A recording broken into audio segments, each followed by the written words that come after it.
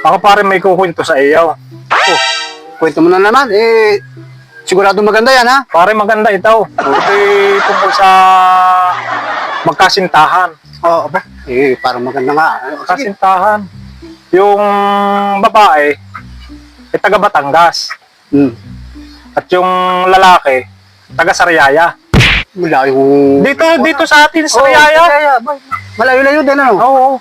Ayun pala matagal nang nagsasama. Nasa Maynila pa yung nag-aaral yung babae. Ngayon, nalaman nung magulang nung babae, sabi nga doon sa lalaki, kayo pala naman matagal nang nagsasama, kailangan kayo magpakasal na. Kailangan talaga makasal na. Oo, makasal na. At matagal nang nagsasama Kasama na yun.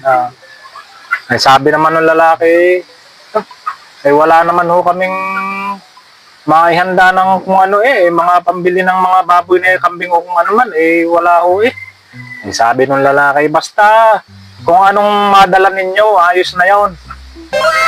Hindi yun. Ngayon, umuwi si lalaki ng Sariaya. At sabi tatay, ako pinatatawag na doon at sa Batangas at kailangan ko daw ipakasalan na yung kanilang anak. Sabi naman ng ama, bakit ka pumayag? Alam mo namang wala tayong ganyan. Tayo mahirap lamang. Walang madadala, no? Siyempre sa Batangas pag kasalan grande yan. Talagang madaming handa. Baboy, baka, kambing. Ay alam nung ama na pag sa Batangas gayon nga, maraming handa. Sabi nung anak naman,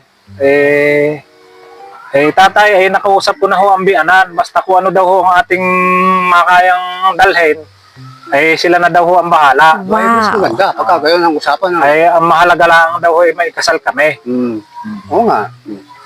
Ngayon, ikakasal na. Ayos na, ready na. Ayos na, ikakasal na.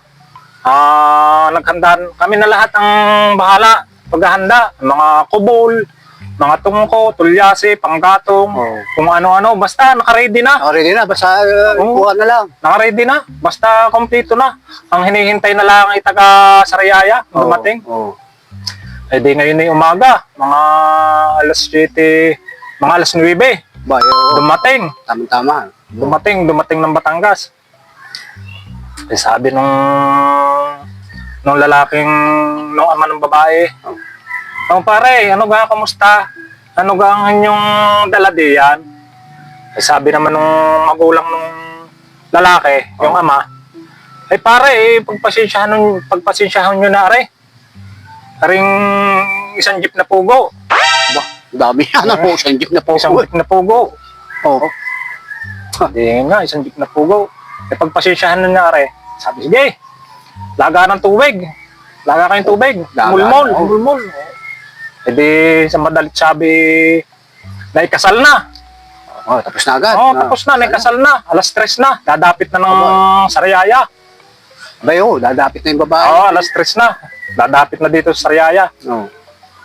Ngayon, nung nakalayo-layo ng takbo, tumawag ngayon yung bianan ng lalaki.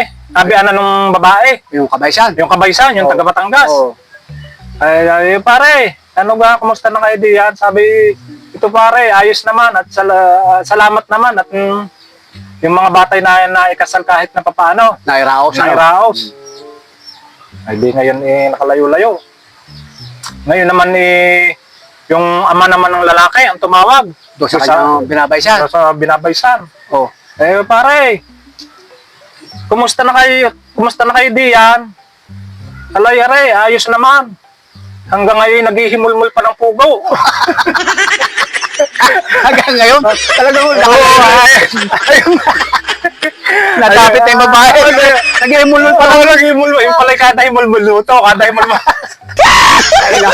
isang jeep na pugo.